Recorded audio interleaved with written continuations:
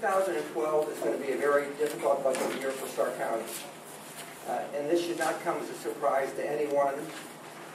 As early as last July and even prior to that, in our preparations for putting on the sales tax issue on the ballot and for going around and making presentations, we've told elected officials and department heads and the public at large that 2012 would be difficult. If the sales tax didn't pass, we were looking at 40% cuts to our budgets. We projected that if it did pass, and that's the scenario that we have, that there would be 20 to 25% budget cuts to everyone. Those numbers have remained very consistent. The revenues that have been provided to us by the auditor's office from early last year through this year have remained very consistent. There are some upticks in certain areas that he will describe to us, but generally, again, those numbers are consistent. Based on that, and based upon those revenue numbers, when we asked for this year's budget preparations back in November, we asked all the offices to budget on the basis of anticipated approximate 23% cuts. That then leads us to where we are today. We have had budget hearings in January. We have compiled the information that was provided to us by all of the offices.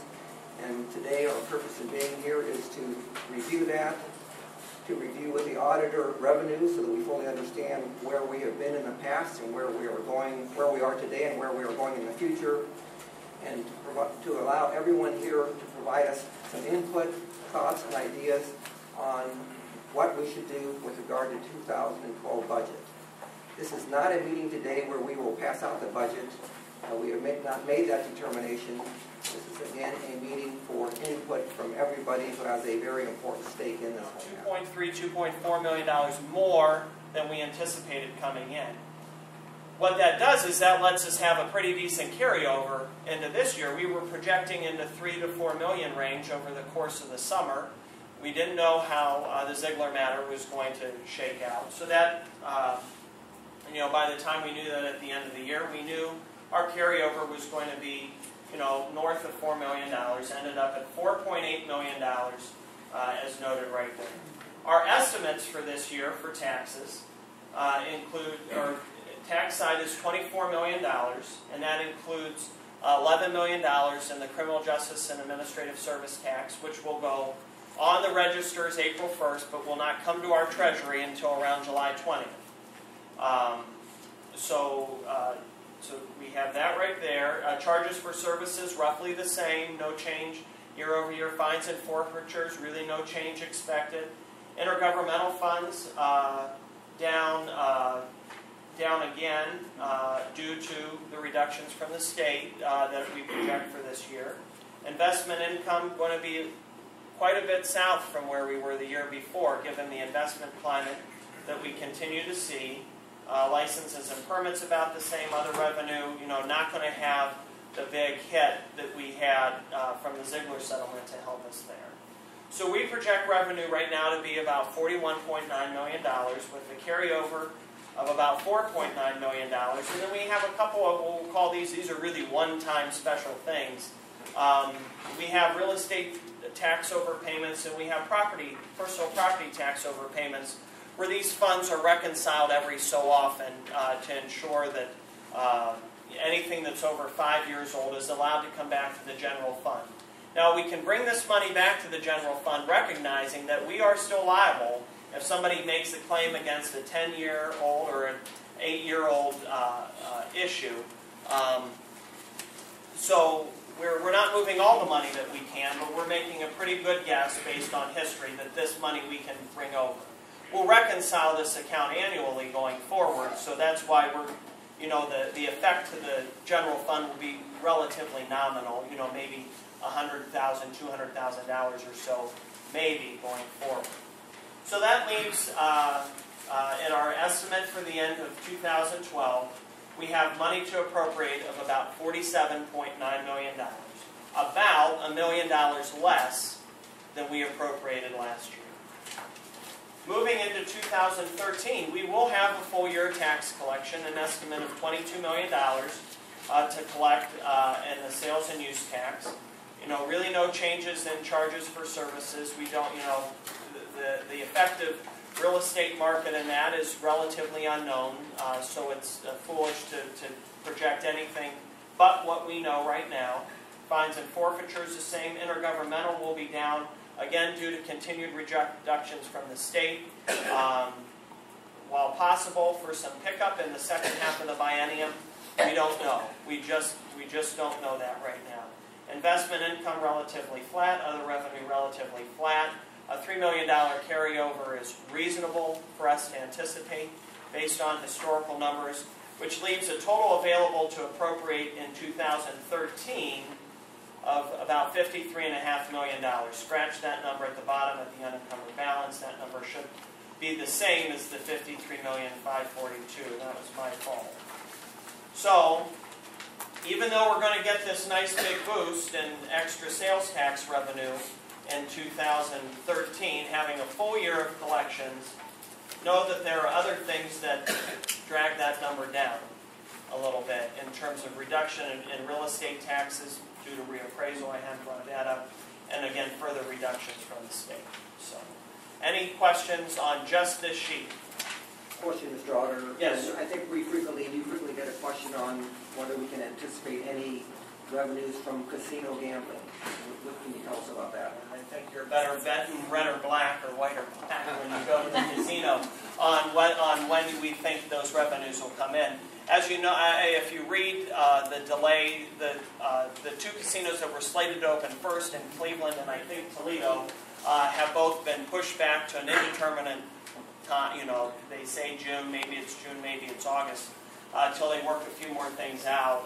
So given that, we just don't know. I'd say any money that comes in from the casino in 2000, I doubt we'll see anything just based on the cycle on when money is paid to the state and when we actually get it. I doubt very sincerely we'll see much, if any, in 2012. In 2013 is really just up in the air. It really depends when everything comes online. And know, too, that as one of the 8 largest counties, as one of the larger counties in the state that has one of the 8 largest cities, we have to split all of our revenue with the city of Canton 50-50. So while the next county in population lower than us that doesn't have a big 8 city in it, they get lots more money than we do for their county to operate. We have anywhere from $500,000 to $1 million. I mean, the numbers are kind of all over the board in what they project that we will receive annually. So nothing to factor into the budget. So. And we continue to stay in touch with Department of Development and the Department of Taxation on, it's kind of on the monthly checklist. Call them and see if they know anything more. So. As Mike has indicated, the request side of this document is not necessarily what you will or will actually be budgeted as within the discretion and authority and decision-making process of the commissioners. But our purpose in having this hearing today is to hear from people so that you can question it, give us any ideas, give us any thoughts, again, as to how and where and to whom we should and should not allocate. The bottom line issue that we have is we only have so much money in a pot of money. It has to be spread out among all entities and all agencies and all offices, and the demands of those offices are greater than the pot of money.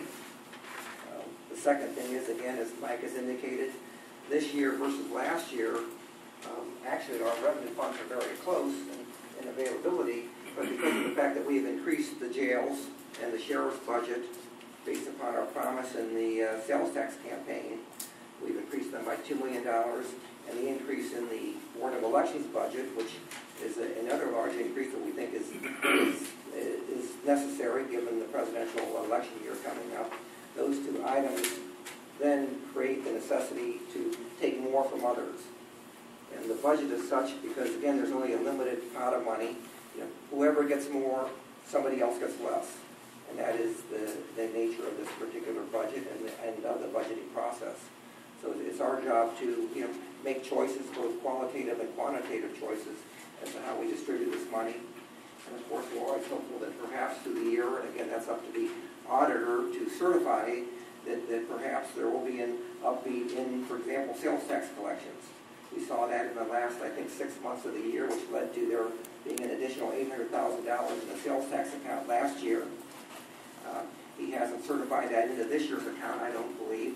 But again, we're hopeful that as we watch it go over the first period of several months, that perhaps there may be a increase in that area, for example. The same is true with some other areas. We're hopeful, but again, we have to budget conservatively based upon the certificate, and that leads to the problems that we have. And when you go down and compare, everyone's budget compared to 2011 appropriations, you see the difficulty that everybody has, and we all are effectively in the same boat. We believe certainly that we all are county government, and we try to do all of this together and share the burden. My first comment, if just for sake of discussion, if you look at the bottom of the page that says general fund expenses, I know to some of you that when you look through that list, it may not have a lot of your interest, but I always point to some of those as our quality of life issues in Stark County, especially soil and water, OSU Extension, which keeps our juveniles, in my opinion, off the street and involved in a 4-H project or something that nurtures them and helps build better citizens. And then the other one is the ditch project.